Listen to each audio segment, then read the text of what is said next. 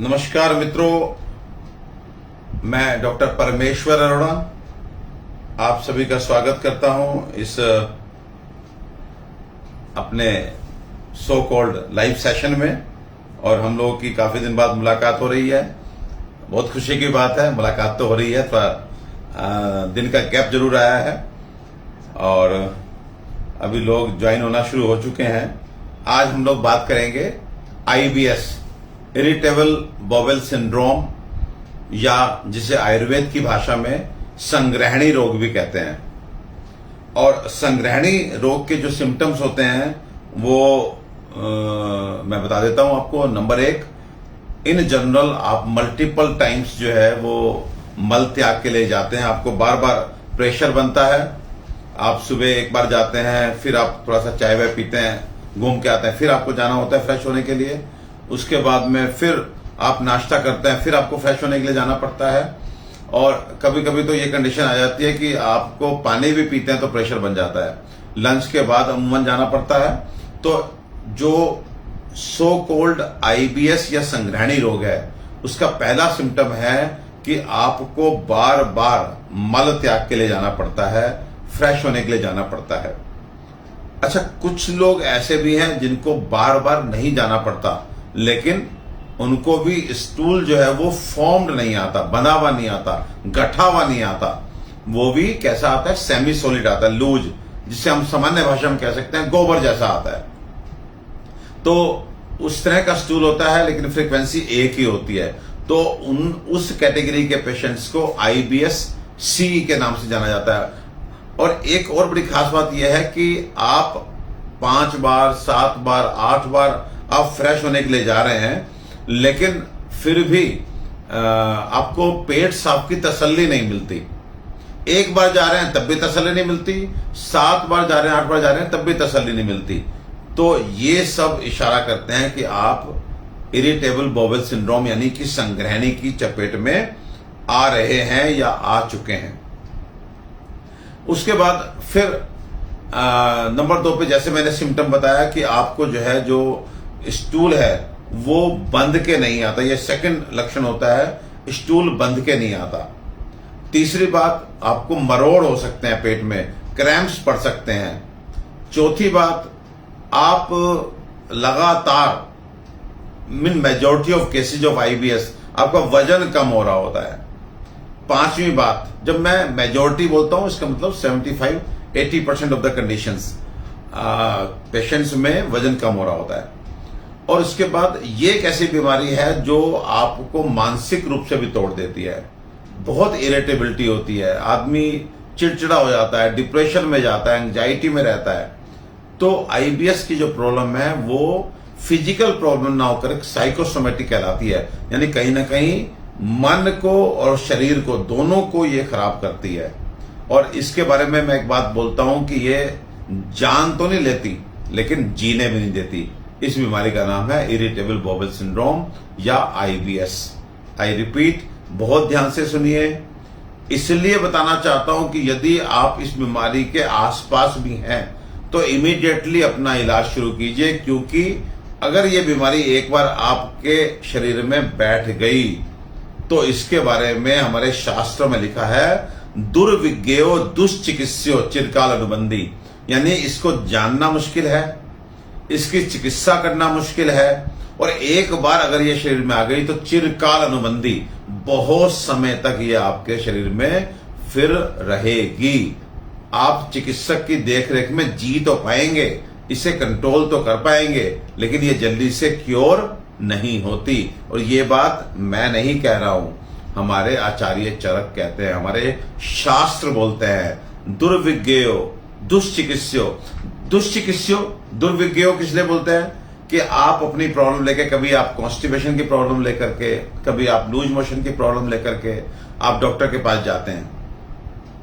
आपको खुद नहीं पता होता कि आपको हो क्या रहा है।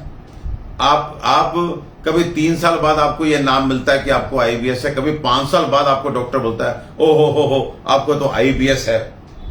तो जिस बीमारी के डायग्नोसिस में 2-2, 3-3 साल लग जाए, और मजेदार बात यह है कि उस बीमारी में आप सब जांच कराते हैं, लेकिन उसके बावजूद भी एक भी जांच में कुछ भी नहीं आता। जांच में कुछ नहीं आता और आप बहुत बीमार हैं, आपका वजन कम हो रहा है, आपका नींद उड़ी हुई है, आपका दिमाग इरिटेबल रहता है, आपका काम में मन नहीं लगता, आप नौकरियां छोड़ के घर बैठ जाते हैं, जांच सब नॉर्मल आती हैं, तो दुर्विज्ञ हो गया ना, इसको जानना मुश्किल हो गया ना। दुष्चिकित्सक किससे बोलते हैं? हमारे पास पेशेंट आता है, वो बोलता है कि सर डॉक्टर साहब एक ही काम रह गया, दिन भर बस खाओ और फ्रेश होने जाओ, खाओ और फ्रेश होने जाओ। लेकिन अब उसके बाद ये बोलता है कि साहब पेट साफ नहीं होता। तो आप ही से मैं पूछता हूं कि वो व्यक्ति जो दिन में 6-7 बार 8 बार फ्रेश होने के लिए जा रहा है, इन जनरल डॉक्टर बोलेंगे कि साहब इसको तो लूज मोशन लगे हुए हैं, इसको तो रोकने की दवाई दो। लेकिन जब दूसरा सेंटेंस ये निकल के आता कि पेट साफ नहीं होता, तो फिर अब डॉक्टर भी फंस जाता है कि अब इसको रोकने की दवा दें या इसको पेट साफ होने की दवा दें। तो दुष्चिकित्सक, इसकी चिकित्सा करना भी मुश्किल है। चिरकाल अनुबंधी, जैसे मैंने पहले कहा कि एक बार अगर ये बॉडी में सेट हो गई तो फिर इसको बहुत टाइम लग जाता है, शरीर से ये निकलती नहीं है। अब ये तो बातें हुई डराने वाली। एक और इसकी पहचान मैं बताना चाहूंगा, दीवा प्रकोपोच भवती रात्रो शांति की। देखिए ये अपने आप में इतना बड़ा डायग्नोस्टिक पॉइंट है कि डॉक्टर्स अगर इस पॉइंट को, मेरे जो जूनियर्स सुन रहे हैं या जो मेरे कलीग सुन रहे हैं, इस बात को जरूर कंसीडर किया कीजिए कि एक ऐसे मोशंस जो दिन में तो बार बार आ रहे हैं, सुबह से शुरू होकर 3-4 बजे तक व्यक्ति 6 बार 7 बार 5 बार 4 बार 8 बार 11 बार जो है फ्रेश होने के लिए जा रहा है। दीवा प्रकोपो च भवती रात्रो शांति, और शाम होते ही फिर वो बीमारी ठीक, उसके बाद वो बंदा भी ठीक, उसको कोई दिमाग में भी कोई टेंशन नहीं। मतलब रात में वो व्यक्ति एक बार भी नहीं। अगर आपको लूज मोशन लगे हैं तो लूज मोशन कहां देखते हैं कि दिन हो रहा है कि रात हो रही है। लेकिन इस बीमारी में दिन में आप बार बार जाएंगे, लेकिन जैसे ही सनसेट हुआ, शाम का समय शुरू हुआ, आप मुक्त हो गए इस बीमारी से। आपको रात में कभी भी नहीं उठना पड़ता, रात में आपको गैस भी नहीं बनती।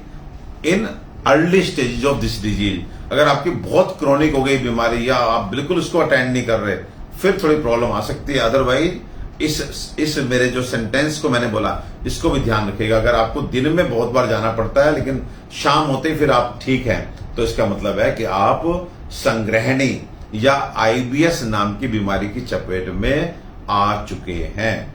आपको तत्काल चिकित्सक को मिलना चाहिए। अब जरा अपने कुछ भाई लोग हैं, इनसे राम राम कर लें। सीमा ग्रोवर जी नमस्ते, गिरीश मोहन चड्डा जी को भी नमस्ते, नीलम भाटिया जी वाह जी वाह, ये तो मेरी योगिनी हैं और बहुत बढ़िया नेक, एक मेरी मित्र मैं कहूं, भाभी मैं कहूं, हमेशा समाज सेवा में तत्पर रहती हैं। नीलम भाटिया जी, आप प्रोग्राम में जुड़ी हैं, आपको सैल्यूट करता हूं। प्रीति गाखर जी को नमस्ते, विनोद यादव जी जय हो, अजय वर्मा जी लिख रहे हैं डॉक्टर साहब नमस्ते, मेरी तरफ से भी आपको नमस्ते अजय जी। अजीत सिंह जी को भी नमस्ते, कृष्णा प्रसाद, वाह वाह वाह वाह वाह, मेरा भाई जय फरियादी, सैल्यूट करता हूं आपको भी। ये सब वो लोग हैं जो मेरे साथ हैं, मेरी टीम में हैं और मेरी शक्ति हैं, मेरी रीढ़ की हड्डी हैं। तो इन लोगों की वजह से ही मैं इतनी समाज सेवा कर पाता हूं। तो जय फरियादी मेरे भाई, आपको भी मैं सैल्यूट करता हूं। और वर्मा जी चरण वंदन, आप छोटे हैं, आप चरण वंदन कर रहे हैं तो मेरी तरफ से आपको आशीर्वाद। रजनीश निर्झर, रजनीश निर्झर, ये मेरा भाई, आज तो क्या बात है भाई, सारे भाई जुड़ गए, भाभियां जुड़ गई, वाह जी वाह, आनंद है, बहुत आनंद है, बहुत बहुत शुभकामनाएं। और रजनीश, आपको क्या मैं आशीर्वाद दूं, क्या मैं दुआएं दूं।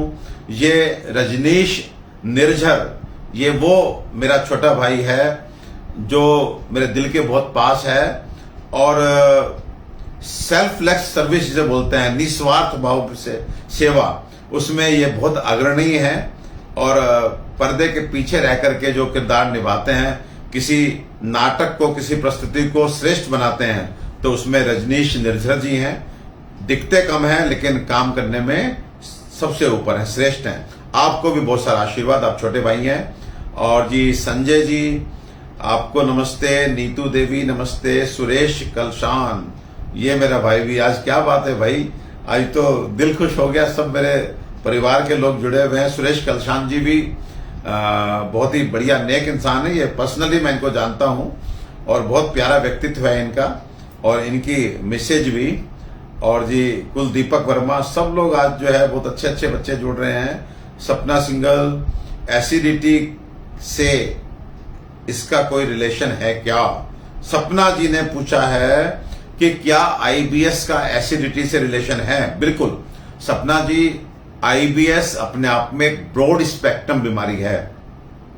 आपको एसिडिटी हो सकती है, आपको गैस मतलब ब्लोटिंग हो सकती है, आपको कॉन्स्टिपेशन तो हमेशा लगता ही है, सिर दर्द आपको रह सकता है, वजन आपका कम होता है, इरिटेबिलिटी आपको रहती है, नींद आपकी उड़ सकती है। ये इस तरह की बीमारी है।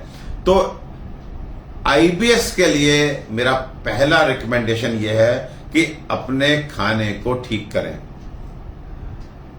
अब एक क्वेश्चन जो सभी लोग मुझसे क्लिनिक पे आके पूछना चाहते हैं, लेकिन शायद क्लिनिक पे उतना समझाने का समय नहीं होता, लेकिन आज सामूहिक रूप से मैं आपको बताता हूं 3 बहुत बड़े कारण होते हैं आईबीएस होने के। ये बड़ी बीमारी है, मैं फिर कह रहा हूं, जान नहीं लेती लेकिन जीने भी नहीं देती। आईबीएस के 3 कारण जो सब लोग जानना चाहते हैं। पहला कारण है लगातार एक तरह से खराब खाने को खाना, या गलत तरीके से खाने को खाना, या ओवर ईटिंग करना, या मिसमैच गलत कॉम्बिनेशन में खाना खाना। अगर आपको किसी भी कारण से, आप हॉस्टलाइट हैं, आपको हॉस्टल में रहना पड़ रहा है, आपकी जॉब वहां पर है जहां आपका परिवार साथ में नहीं है, आप बाध्य हैं बाहर का खाना खाने के लिए, आप मैदे की चीजें बहुत खाते हैं, आपको बहुत अधिक फ्राइड तला भुना खाने का शौक है, जबकि आपकी डाइजेस्टिव सिस्टम उतना स्ट्रांग नहीं है, तो आप सूनर और लेटर इस तरह की बीमारी में आ जाएंगे।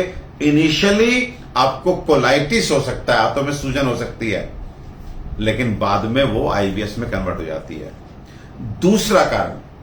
दूसरा कारण है वो व्यक्ति जो लगातार किसी तरह के मानसिक तनाव में रहता है, उसको भी आईबीएस हो सकता है, क्योंकि हमारे इस वाले दिमाग का जो सेंट्रल नर्वस सिस्टम है, उसका इस पेट वाले दिमाग एंट्रिक नर्वस सिस्टम से बहुत गहरा संबंध है। आप देखिए, जब आप खुश होते हैं तो आप बहुत खाना खा लेते हैं और पचा भी लेते हैं, और जब आप दुखी होते हैं तो आपकी भूख उड़ जाती है। आपको दुख यहां से है, भूख उड़ गई आपकी। भूख लगना ना लगना एक डाइजेस्टिव सिस्टम का सिम्टम है। तो कहीं ना कहीं सेंट्रल नर्वस सिस्टम और एंट्रिक नर्वस सिस्टम, जो हमारी आंतों में नर्वस सिस्टम है, वो दोनों का घनिष्ठ संबंध है। तो इसलिए ये बीमारी, जब मानसिक तनाव आपको बहुत अधिक लंबे समय तक रहता है, तो भी आप इस बीमारी की चपेट में आ सकते हैं। तीसरा कारण वो बहुत ही स्पेशलाइज्ड कारण है, जो शायद आपको बड़ा अजीब भी लगे। इस बीमारी के बारे में कहा जाता है कि अति सारे निवृत्ते अपि मंद अग्नेर अहित अश्नस्य भूये संदूषितो वर्णिर ग्रहणिम अभिदुष्येत।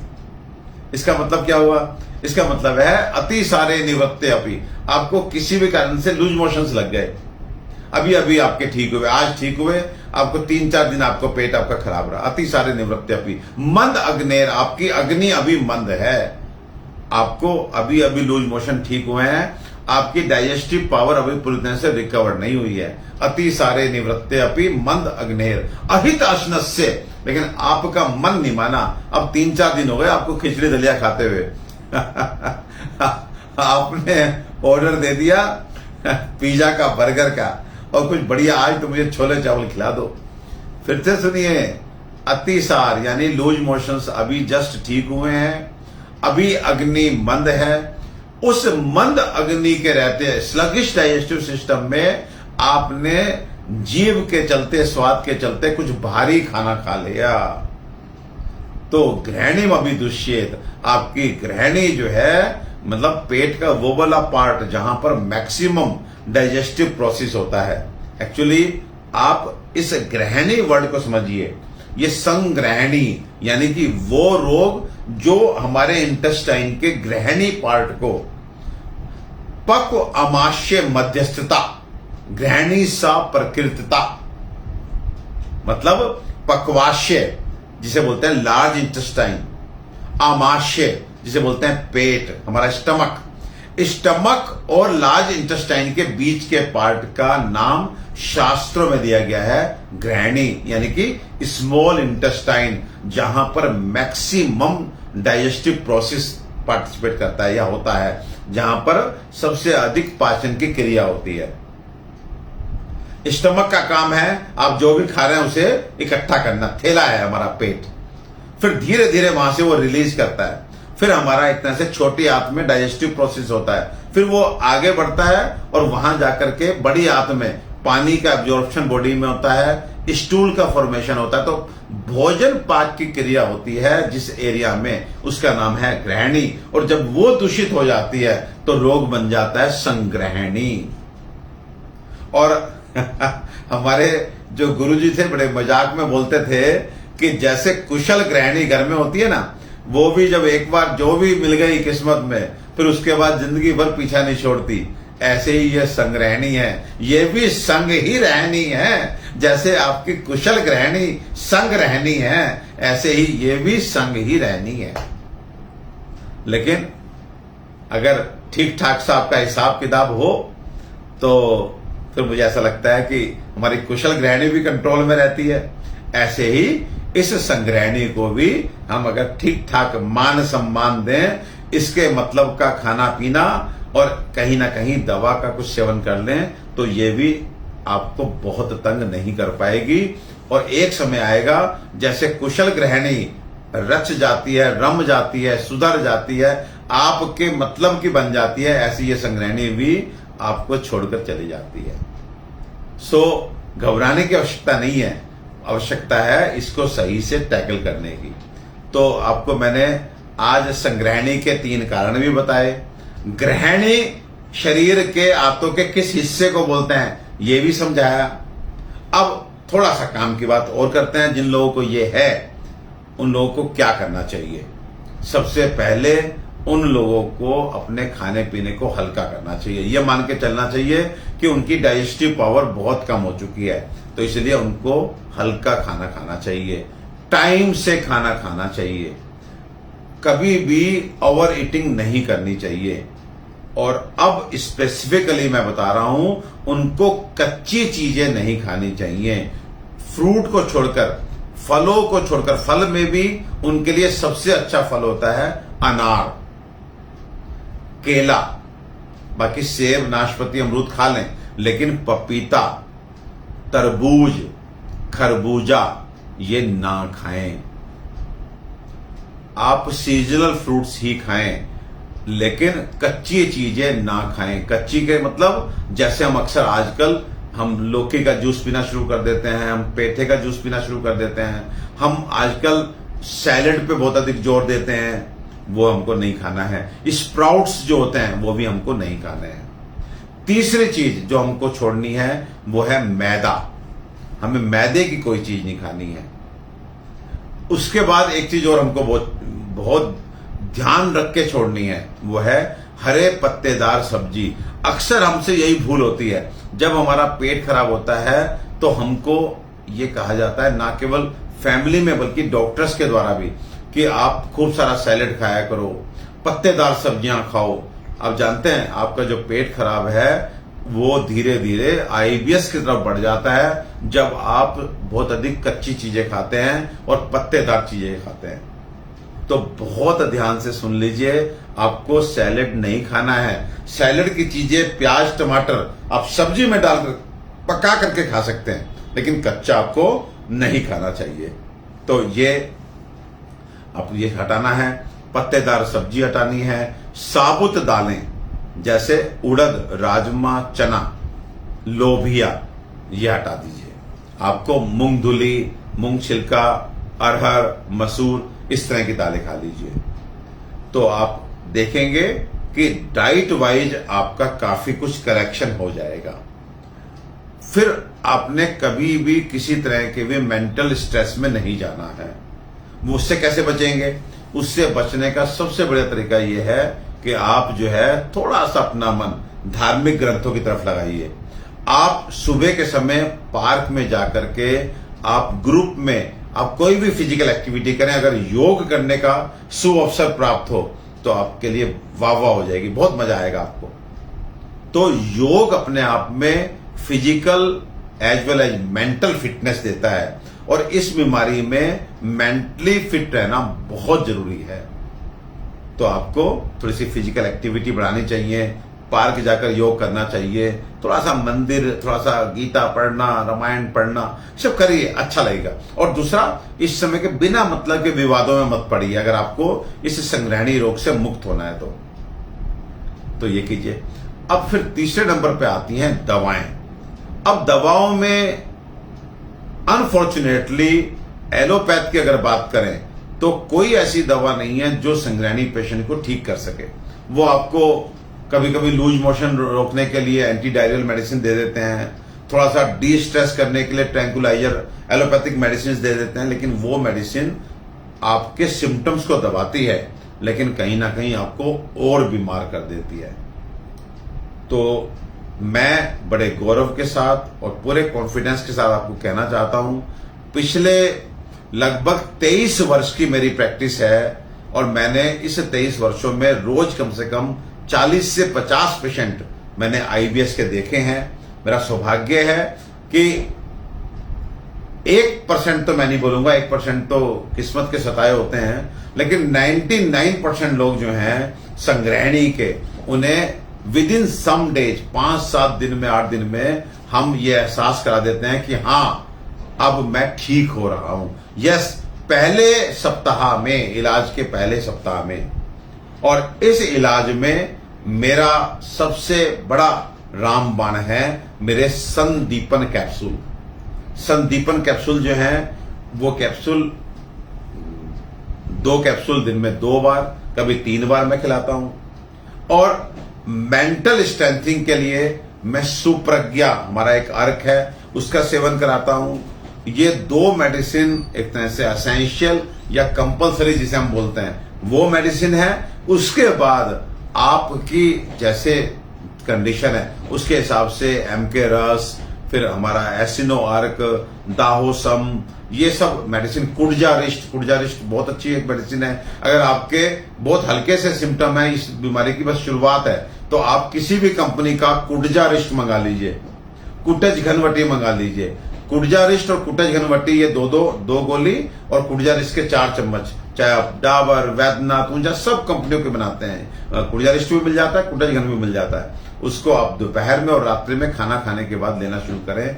आप देखेंगे आपको बार बार जो फ्रेश होने के लिए जाना पड़ता है, आपको जो मल में चिकनापन होता है, म्यूकस होता है, वो आपको ठीक हो जाएगा। अगर इन 2 चीजों से आपको आराम नहीं मिलता तो आई स्ट्रांगली रिकमेंड कि आप हमें संपर्क करें। संग्रहणी रोग के कारण अपने जीवन में दुख ना रहने दें, हमारे पास इसका सॉल्यूशन है। और सॉल्यूशन भी 100% हमें नहीं बोलना चाहिए, 99% वाला है। और पहले सप्ताह में आपको हम फील करा देंगे कि हां जी मेरा अब पेट ठीक हो रहा है। उस पेट ठीक होने से आपकी एसिडिटी भी जाएगी, आपका ब्लोटिंग भी जाएगा, गैस भी जाएगी, आपका बार बार मल त्याग की इच्छा भी बंद होगी, मल बंद करके आएगा। हाँ, बहुत सारे लोगों को मैं कह देना चाहता हूं, वो कहीं ना कहीं एक बात पे स्टक रहते हैं, जैसे कब तक दवाई खानी है, मेरा वजन नहीं बढ़ रहा, मैं साहब मतलब पहले ऐसा था, बाद में पुरानी फोटो में देखते हैं, क्योंकि लोगों के 20-20, 30-30 किलो तक वजन कम हो जाता है। मेरा एक चिकित्सक या कह लीजिए एक भाई बनके या मित्र बनके एक सजेशन है, इस बीमारी में जितना मस्त रहेंगे, जैसे ब्लड प्रेशर के पेशेंट होता है ना, ब्लड प्रेशर के पेशेंट, शुगर के पेशेंट, थायराइड के पेशेंट, उनसे बोले कब से मेडिसिन खा रहे हैं, तो कोई बोलेगा कि मैं 10 साल से खा रहा हूं, कोई बोलेगा मैं 15 साल से खा रहा हूं, कोई बोलेगा मैं 20 साल से खा रहा हूं। तो उनको वो खा रहे हैं और मस्त हैं। आप, मैं ये नहीं कह रहा कि आपको संग्रहणी के लिए जिंदगी भर दवाई खानी है मेरा बिल्कुल ये मतलब नहीं है, लेकिन मैं ये कहना चाह रहा हूं कि उस तरह का दिमाग बना लीजिए, आप जल्दी ठीक हो जाएंगे। अगर आपने गिन लिया कि मैं दिन के 8 तो कैप्सूल खाता हूं, मेरे को खाते हुए 4 महीने हो गए, मेरे को खाते हुए 6, और कितना खाना पड़ेगा, वजन तो मेरा बढ़ नहीं रहा है। इस संवहनी रोग में जिस रोगी ने मुझे ये बोल दिया कि डॉक्टर साहब अब तो आपकी दवाई से बढ़िया चल रहा है, जिंदगी भर खानी पड़ी तो भी खाऊंगा, मस्त हूं, अब मुझे पता मेरा इलाज है। अब विश्वास कीजिए, वो पेशेंट जो कहता है जिंदगी भर खाऊंगा, उसकी मेडिसिन सबसे पहले छुट जाती है। और वो व्यक्ति जो जल्दी छोड़ना चाहता है मेडिसिन, उसकी मेडिसिन उतनी लंबी चलती है। इस तरह से ये बीमारी का दिमाग से रिलेशन है। तो शायद मैं आपको समझा पा रहा हूं कि नहीं समझा पा रहा हूं लेकिन आप ये जान जाइए कि जितना आप इस बीमारी को अटेंड करेंगे उतना ये सिर पे चढ़ेगी, और जितना इस बीमारी को आप कहेंगे कि साहब तू यार अब तू भी रहेगी मैं भी रहूंगा, कोई ऐसी बात नहीं है, तब ये भाग जाती है। ये एक ऐसी बीमारी है जिसमें जितना आप अपने दिमाग को मस्त रखेंगे, बिल्कुल परेशान मत होइए। आपको 4 बार जाना पड़ रहा है, जाएंगे। अब पहले वाली बात थोड़ी रहेगी कि आपको लोटा उठाकर खेत में जाना है कि यार खेत में कैसे जाए, वहां पे लोग काम कर रहे हो, कहां बैठे क्या करें। अब इसको परवाह करना छोड़ दीजिए, कहना कि घर में यार टॉयलेट है, ऑफिस में टॉयलेट है, सब कुछ अपना जो है सब सही है, तो अब क्या करना है। ठीक है, ये कुछ क्वेश्चन है क्या नजले का इलाज। अच्छा मुकेश माली सर जी झूठ बोल रहे हो तो अभी, अच्छा वाह जी मुकेश जी, देखो ये आ गया ये क्वेश्चन। ये देखिए, ये भी इस तरह के कमेंट भी हमें जरूर लेने चाहिए। मुकेश जी लिखते हैं कि मैंने मेडिसिन खाई है लेकिन मुझे फायदा नहीं हुआ। बस यही मैं कह रहा हूं कि हम अब मुकेश जी के बारे में 2 बातें कहना चाहूंगा। नंबर 1 हो सकता है कि ये मेरा भाई दुर्भाग्य से उस 1% में आओ जो मैंने बताया कि 1% जो है वास्तव में जिनको बहुत समय लगता है। दूसरा मैं ये कहना चाहूंगा कि कभी कभी व्यक्ति जब बहुत फंस जाता है, अड़ जाता है कि साहब अब इतना महीना, अब 3 महीना हो गया, अब 4 महीना हो गया, या अनफॉर्चुनेटली उसको जो मानसिक तनाव चल रहा होता है किसी भी परिस्थिति के चलते, वो दूर नहीं हो रहा होता। देखिए, जब तक रूट कोज दूर नहीं होगा, अगर आपका कोई ऐसी परिस्थिति घर में है जो आपको इरिटेट कर रही है, आपकी आंतों को इरिटेट कर रही है और आपको आईबीएस संग्रहणी का पेशेंट बना रही है, तो अगर वो परिस्थिति दूर नहीं हुई तो भी आपको टाइम लग सकता है। आपको मैं फिर कह रहा हूं, जितना पेशेंस से आप जुड़े रहेंगे उतना आप ठीक होते जाएंगे। ये बीमारी ऐसा नहीं होता कि आपको फायदा ना हो। मैं अभी भी गारंटी लेके कहता हूं कि मुकेश जी ने भी अगर लंबे समय कुछ महीने खाई है दवाई, तो आपको बीच बीच में आपको ऐसा लगा होगा मैं ठीक हो गया, लेकिन फिर आ जाती है, फिर क्योंकि ट्रिगर मिल गया फिर आ जाती है। लेकिन विश्वास कीजिए मुकेश भाई, मैं आपसे 1-2 महीने बाद ये लिखवाऊंगा कि साहब अब मुझे आराम है। लेकिन कुछ बातें जो मैंने आज बोली हैं उन पे अमल करना शुरू कीजिए। अगर एक आदमी अड़ जाता है मेरा वजन नहीं बढ़ रहा, तो फिर आपको दिक्कत, अड़ना नहीं है इस बीमारी में, अड़ेंगे तो दिक्कत आएगी। बाकी एक क्वेश्चन और था, नजला। जिन लोगों को नजला जुकाम रहता है, छींकें आती हैं, उनके लिए 2 रेमेडी मैं बताऊंगा। एक तो घर की रेमेडी बड़ी सिंपल है, 50 ग्राम काली मिर्च और 150 ग्राम मीठे प्रसाद वाले बताशे घर में पाउडर कर लीजिए, और उसके बाद आपको आधा चम्मच हल्दी को 1 कप दूध 1 कप पानी में डाल करके उबालना है। आई रिपीट, एक तरफ पाउडर तैयार करना है जिसमें 50 ग्राम काली मिर्च और 150 ग्राम बताशे डाल करके आपने एक डिब्बे में भर के रख देना है।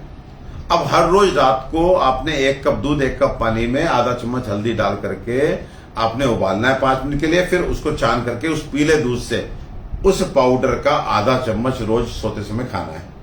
अगर आपकी नजले की समस्या हल्की है तो इसी पाउडर से ठीक हो जाएगी, और नहीं तो एक दवाई का नाम बताता हूं जिसका नाम है सुथ्रो। इस सुथ्रो टैबलेट को 2 गोली सुबह शाम चूसना शुरू कीजिए, और आपकी सालों की एलर्जी जिसकी वजह से आपको बार बार छींकें आती हैं, अचानक से नाक बहना शुरू हो जाता है, वो ठीक हो जाएगी। तो पहला मैंने बताया काली मिर्च बताशे का पाउडर हल्दी वाले दूध के साथ लीजिए, और दूसरा मैंने बताया सुथ्रो टैबलेट। सुथ्रो टैबलेट केवल कंट्रोल नहीं करती, ये क्योर करती है। तो आप अगर सुथरो टैबलेट को लगातार चूसने का काम कर 2 सुबह 2 शाम, तो आपका नजला हमेशा के लिए खत्म हो जाएगा। और वापिस से रिपीट करता हूं, अगर आपको एक क्वेश्चन आया था कि आईबीएस के साथ एसिडिटी अलग चीज है, अगर खाली एसिडिटी है और उस एसिडिटी की वजह से आपको घबराहट होती है, तो मैं आपको बता रहा हूं, जब आपको गैस बनती है, आपको एसिडिटी होती है, तो भी बहुत सारे लोगों को उसी से घबराहट भी होना शुरू हो जाती है।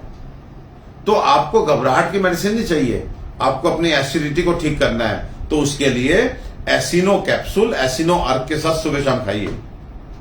एसिनो अर्क 4 चम्मच की मात्रा, एसिनो कैप्सूल 2, ये सुबह शाम खाइए। तीसरी मेडिसिन आपको नहीं लेनी है।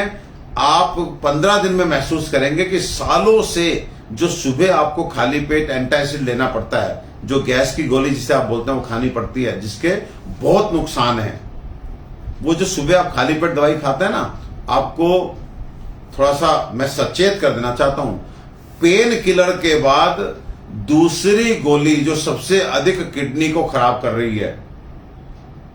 एक समय था जब हमें किडनी के पेशेंट देखने को नहीं मिलते थे, जब हम स्टूडेंट लाइफ में थे, लेकिन आज घर घर किडनी का पेशेंट बैठा हुआ है और घर घर ही पेन किलर और गैस की गोली खाई जा रही है। तो गैस की गोली पेट को भी खराब करती है लॉन्ग टर्म में, उसमें तो आपको राहत देती है, लेकिन पेट को अल्टीमेटली खराब करती है और नंबर 2 किडनी को भी खराब करती है। तो आप एसिनो अर्क में क्या पड़ा हुआ है आप देखिए, इसको आप दवा बोलिए या बोलिए कि होम रेमेडी, सौंफ, अजवाइन, पुदीना, जीरा, बड़ी इलायची, बन गया एसिनो अर्क। तो ये अर्क और साथ में एसिनो कैप्सूल आपकी एसिडिटी को भी ठीक करेंगे और आपके लिए कैल्शियम सप्लीमेंट भी हो गया। सो ये ब्यूटी है आयुर्वेदिक मेडिसिन की कि इसमें जो मेन डिजीज है उसको तो हम ठीक करते ही हैं, साथ में आपके बहुत सारी और चीजें शरीर में ठीक होनी शुरू हो जाती हैं। तो एसिडिटी के, जिनको एसिडिटी की शिकायत है, वो एसिनो अर्क, एसिनो कैप्सूल ले। नंबर 2, अपना खाना पीना एकदम समय का रखें। रात के समय दाल ना खाएं और साबुत दाल तो बिल्कुल ना खाएं, क्योंकि अम्ल पित्त बोलते हैं हम एसिडिटी को। हमारे शास्त्रों में लिखा है कि अम्ल पित्तेन द्विदुलम विवर्जित। द्विदुलम मीन्स दालें विवर्जित हैं, रेस्ट्रिक्टेड हैं, आपको दालों का सेवन नहीं करना चाहिए। जिन लोगों को भी एसिडिटी की शिकायत है उनको दाल का सेवन नहीं करना चाहिए।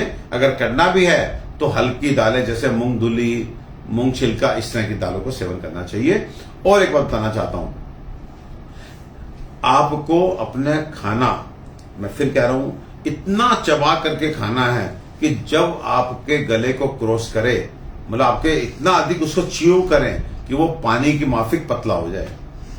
नंबर 2, जब भी भोजन करें तो आप भोजन के साथ आधा गिलास पानी जरूर रख करके बैठें और आपको आफ्टर एवरी 2 बाइट्स 1 सिप पानी जरूर पीना चाहिए। यस, कुछ लोगों को एकदम लग रहा होगा कि डॉक्टर साहब खाने के साथ पानी बोल रहे हैं। हां जी, मैं खाने के साथ ही पानी बोल रहा हूं और हमेशा से बोलता आया हूं कि भोजने च अमृतम वारी, कि भोजन के साथ पिया गया जल तो अमृत के जैसा होता है। ये जो एक तरह से झूठी एक थ्योरी है कि भोजन के साथ पानी ना पिए, उन लोगों को, उन चिकित्सकों को, चाहे वो आयुर्वेद को ही क्यों ना बिलोंग करते हो, उन लोगों से मैं बहुत ही क्लियरली विदाउट हेजिटेशन मैं कहता हूं कि चरक में, सुश्रुत में, वाग्भट में, माधव में, शारंगधर में, भाव प्रकाश में कहीं पर भी एक प्रकरण दिखाइए जहां ये लिखा गया हो कि साहब भोजन के साथ पानी नहीं पीजिए। और मैं आपको 100 प्रमाण दिखाता हूं जहां लिखा गया है भोजने च अमृतम वारी, भोजन के साथ पिया गया जल तो अमृत के भांति होता है। तो आप भोजन के साथ जल जरूर पिए। और जल भी कैसे पीना है? मुहुर मुहुर वारी पिबेत अभूरी। मुहुर मुहुर मीन्स बार बार, वारी मीन्स पानी, पिबेत मीन्स पिए, अभूरी मीन्स थोड़ा थोड़ा। तो जिस तरह से आप नाश्ते में कभी दलिया के साथ, कभी पोहा के साथ, कभी कुछ और लेकर के बैठते हैं और चाय का कप साथ में लेकर बैठते हैं, प्रोटीन खा रहे होते हैं, तो आप चाय हर 2 बाइट के बाद 1 सिप चाय, बस सेम वे आपको लंच में और आपको रात्रि के खाने में, डिनर में आपको आधा गिलास पानी साथ में पीना शुरू कीजिए। खाना चबा चबा के खाइए। और अगर आपको एसिडिटी नहीं है, केवल गैस की शिकायत है, तो भोजन से 15 मिनट पहले एक छोटा सा अदरक का टुकड़ा सेंधा नमक लगा करके खाइए। दिन में आप हो सके तो कभी 1-2 बार सौंफ रख लीजिए अपनी टेबल पे, थोड़ी सी अजवाइन रख लीजिए अपने कहीं पे आसपास। आप सौंफ खाइए, आप अजवाइन खाइए, अदरक का टुकड़ा नमक लगा करके खाइए 15 मिनट पहले भोजन से। भोजन के साथ जल लीजिए और आप देखिएगा कि आपको इंडाइजेशन की प्रॉब्लम, आपको गैस की प्रॉब्लम, आपको बदहजमी, आपका कॉन्स्टिपेशन गायब हो जाएगा, इवन विदाउट एनी मेडिसिन। आपको कोई मेडिसिन नहीं खानी है। तो ये थोड़े बहुत परिवर्तन आपको अपने डाइट में लाने चाहिए, तो आपको सब अच्छा हो जाएगा। अनिल कुमार जी, जय सिया राम जी। अनिल जी, मुझे जहां तक लग रहा है आपके डीपी को देख के, फोटो को देख के, आप अर्जुन नगर में हैं और बड़े प्यारे भाई हैं, ये भी लगे रहते हैं समाज सेवा में और प्लांट्स वगैरह लगाने में बहुत आगे हैं, मुझे जहां तक पता लगा है। तो अनिल जी, पर्यावरण आज एक बहुत बड़ा विषय है। वो कोई भी व्यक्ति जो पौधे लगाता है, वृक्ष लगाता है, उनको पालता है, उनकी रक्षा करता है, वो सब अभिनंदनीय है, मेरे लिए वंदनीय है। तो अनिल भाई को भी मेरा नमस्कार। और जी रश्मि अवस्थी जी, नमस्ते। ये एग्जाम्पल बढ़िया दिया, पता नहीं किस एग्जाम्पल की रश्मि जी बात कर रही हैं, लेकिन चलो थैंक यू वेरी मच, तारीफ ही हो रही है, कोई बात नहीं है। मधुबाला जी नमस्ते, जय श्री राम। पुष्कर जी नमस्ते जी। उत्तम जी लिख रहे हैं नमस्कार सर, बहुत दिनों बाद आप लाइव आए हैं। आएंगे, जल्दी आएंगे, आप बिल्कुल आएंगे। और thank you very much for your blessings and the words of praise. और नेहा नमस्ते भाई। हरीश जोशी जी नमस्ते। और ललिता असीजा जी, जय श्री श्याम। वीरेंद्र झा सर नमस्ते। मेरे पसली हड्डी में अंदरूनी चोट और दर्द बहुत है, चोट लगने के कारण, लेकिन एक्सरे में कुछ नहीं आता। तो आप वीरेंद्र झा जी 2-3 काम शुरू कीजिए। अगर आपकी पसलियों में दर्द है, तो आप रूटीन से कोई तेल चूज कर लीजिए, लेकिन बेस्ट रहेगा तिल का तेल।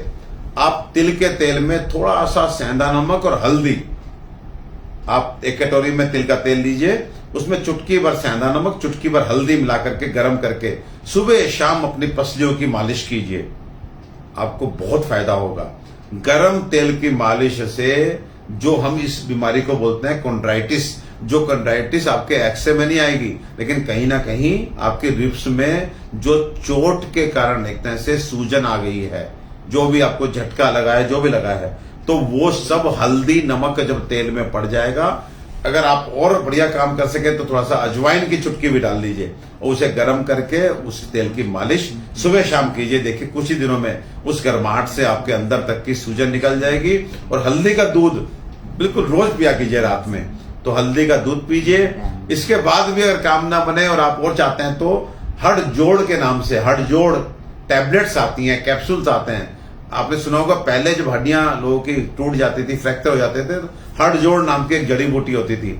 आजकल सौभाग्य से उसके कैप्सूल्स और उसकी टैबलेट मार्केट में अवेलेबल है। तो हड जोड़ जो होती है वो अंदर तक जो कभी टूट फूट होती है, चोट लग जाती है, या आप हड जोड़ नहीं ला सकते तो लाक्षा गुगलू ले आइए। लाक्षा गुगलू हर कंपनी बनाती है, लाक्षा गुगलू, डाबर, वैद्यनाथ, ऊंजा, जंडू सब बनाते हैं। तो लाक्षा गुगुल ले आइए या हड़जोड़ आप टैबलेट ले आइए, हल्दी का दूध पीजिए और रोज नमक, हल्दी और अजवाइन पड़े तिल के तेल से पसलियों की मालिश कीजिए। आपकी पसलियां ठीक हो जाएंगी। एंड कंडीशन प्रोवाइडेड कि आपको कोई नजला जुकाम की हिस्ट्री नहीं है। जिन लोगों को नजला जुकाम की हिस्ट्री रहती है उन लोगों को भी पसलियों में कहीं ना कहीं, जिसे हम बोलते हैं ठंड बैठ गई है, तो वहां पर भी आप थोड़ा सा 1-2 मेडिसिन, अब्रोमोल, श्वास कुठार, ये सब मेडिसिन आप जोड़नी पड़ेगी। लेकिन आप इनिशियल जो मैंने आपको बताया है उससे आप शुरू कीजिए, उसी से आपको आराम मिलेगा। बाकी आप हमारे संपर्क में रहिए। इस फेसबुक लाइव के बाद हमारे डॉक्टर्स के नंबर, जूनियर डॉक्टर्स, मेरा नंबर नहीं होगा।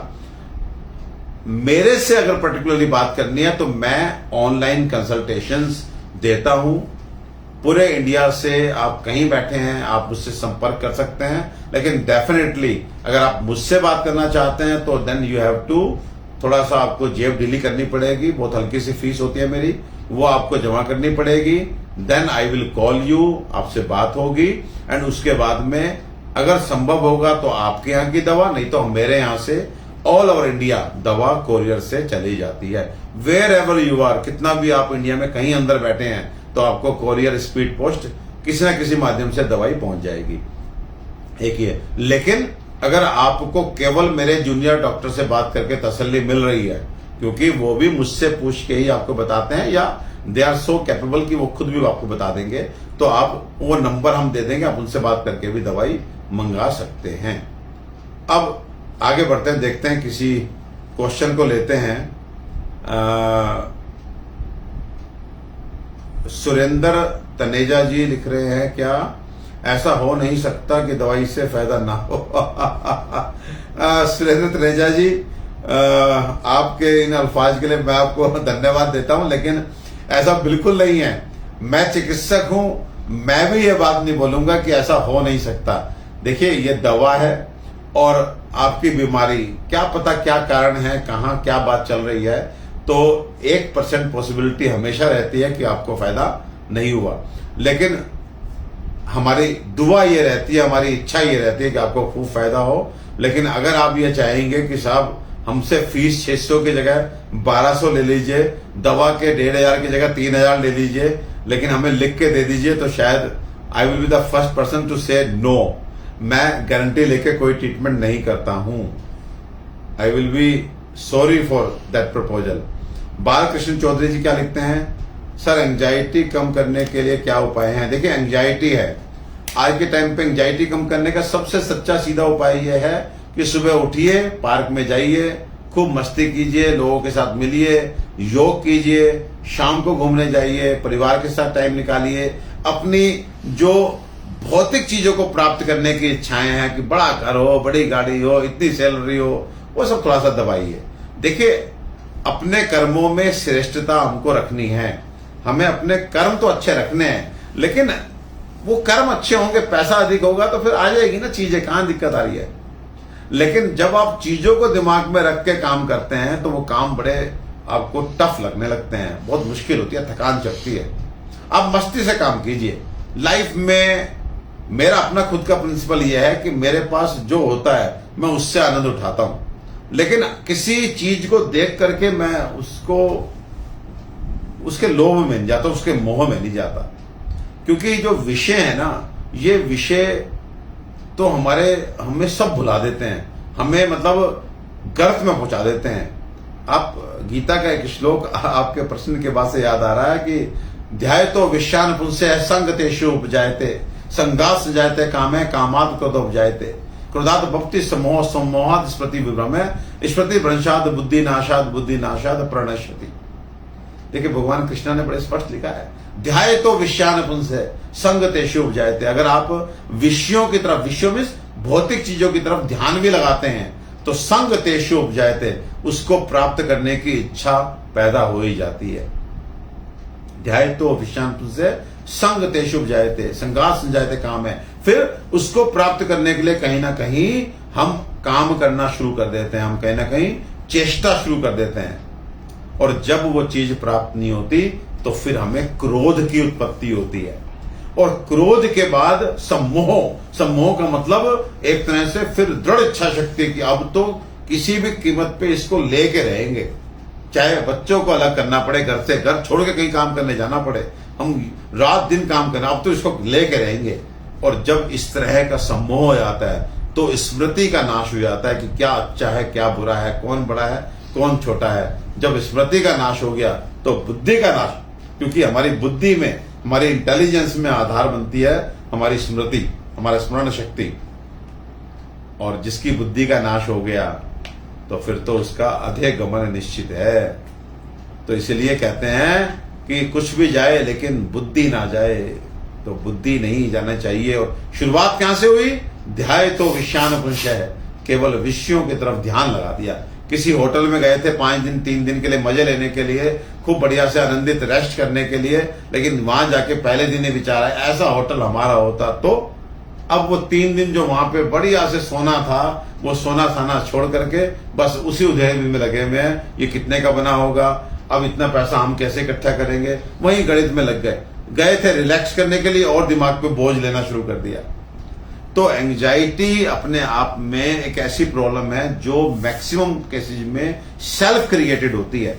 सेल्फ क्रिएटेड, हम अपने आप को जबरदस्ती किसी बड़े काम में धकेल देते हैं जिसके शायद हम, मैं लायक नहीं बोलूंगा, लेकिन जिसके मैं फिर कह रहा हूं कि आप अपना आराम से जिंदगी काटिए। आपको खानी अल्टीमेटली 2 रोटी है और हम में से मैक्सिमम लोग रात में येलो दाल खा रहे होते हैं, दैट्स इट, और कुछ नहीं, और इतना ही चाहिए शरीर को। तो मजे से रहिए। दूसरा, अगर आप वास्तव में बहुत अधिक परेशान हैं तो हर्बल मेडिकेशन की तरफ जाइए। उसमें सिंपल, आप बाजार से किसी भी कंपनी का अश्वगंधा रिष्ट ले आइए, 4 चम्मच दोपहर 4 चम्मच शाम को पीजिए। अश्वगंधा रिष्ट आपके नर्वस सिस्टम को स्ट्रॉन्ग करेगा। फिर भी आपको लगता है नहीं काम बन रहा, तो सुप्रज्ञा हमारे पास एक ऐसा नर्वाइन टॉनिक है जिसे मैं बोलता हूं शायद विश्व का सबसे अच्छा नर्वाइन टॉनिक, जो इमीडिएट आपको कुछ ही दिनों में एहसास दिलाता है कि आप नर्वस सिस्टम से मजबूत हो रहे हैं। आपकी घबराहट, आपकी एंजाइटी, एक हर्बल मेडिसिन जो किसी तरह का कोई नुकसान भी नहीं देती, उससे ही ठीक होनी शुरू हो जाती है। तो आई स्ट्रॉन्गली रिकमेंड कि आप सुप्रज्ञा का सेवन करें। उसका अर्क भी आता है, उसके कैप्सूल भी आते हैं। तरीका सिंपल है, 2 चम्मच सुबह 2 चम्मच शाम को शुरू में लेंगे 3 दिन, उसके बाद 3 चम्मच करेंगे, फिर 4 चम्मच करेंगे, फिर उसकी मैक्सिमम डोज 5 चम्मच पे दिन में 2 बार आप जाइए। सुप्रज्ञा अपने आप में कंप्लीट रेजुविनेशन है नर्वस सिस्टम का, तो इसका आप प्रयोग करें और देखिए कुछ ही दिनों में आपकी एंजाइटी दूर हो जाएगी। रात में सोते समय आपको जो है थोड़ा सा पैर के तलवों पे सरसों के तेल की मालिश या तिल के तेल की मालिश कर लेंगे तो आपको नींद भी बढ़िया आएगी। तो नाक में तेल डाल लेंगे और बढ़िया है। तो इस तरह से नासा ही शीर्षोद्वारम, ये नाक जो है ना, ये सिर का द्वार है, इसमें तेल डालिए, इसमें घी डालिए, तो आप देखेंगे आपका ब्रेन जो है ना, उसमें नरिशमेंट मिलेगा, उसमें तर्पण मिलेगा। आपको ये नींद ना आने की समस्या, जल्दी से तनाव होने की समस्या, इन सब से मुक्ति मिलेगी। ये छोटे छोटे काम, मुंह में 2 चम्मच तेल रखिए रोज, सुबह रोज 2 चम्मच तेल रखिए, सरसों का तेल बढ़िया मंगा करके और मुंह में रखिए थोड़ी देर, फिर उसको स्पीट आउट कर दीजिए, फिर 10 मिनट बाद ब्रश कर लीजिए। तो ये तेल जो आप रखते हैं ना मुंह में, ये सारी हमारी जो ये कान है, आंख है, हमारा सिर है, इन सबको नरिश करता है। एक्चुअली बॉडी का नरिशमेंट जो है उसके लिए सबसे पहले है तेल, लेकिन अनफॉर्चुनेटली आज ना हम तेल खा रहे हैं ना तेल लगा रहे हैं। इसकी वजह से सब खुश्क हुए बैठे हैं, सब खुश्की, शरीर से खुश्की, दिमाग से खुश्की, सब तरफ से खुश्की। तो इन खुश्कियों को मिटाइए और खूब तेल खाइए और खूब तेल लगाइए।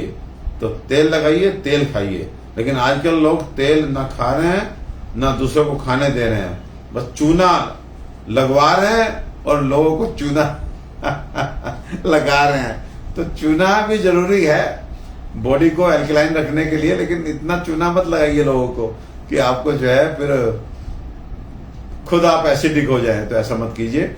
तो रूबी खन्ना जी, ये देखिए, ये इन्होंने लिखा है, डॉक्टर साहब मेरी बेटी को बार बार पोटी की इच्छा होती है। ये देखिए, ये अब मैं आपको स्ट्रांगली रिकमेंड करूंगा कि आप इस बच्ची का इलाज वेरी इनिशियल स्टेज पे कराएं। छोटे बच्चों के लिए भी मेडिसिन होती है, बड़ों के लिए भी मेडिसिन होती है।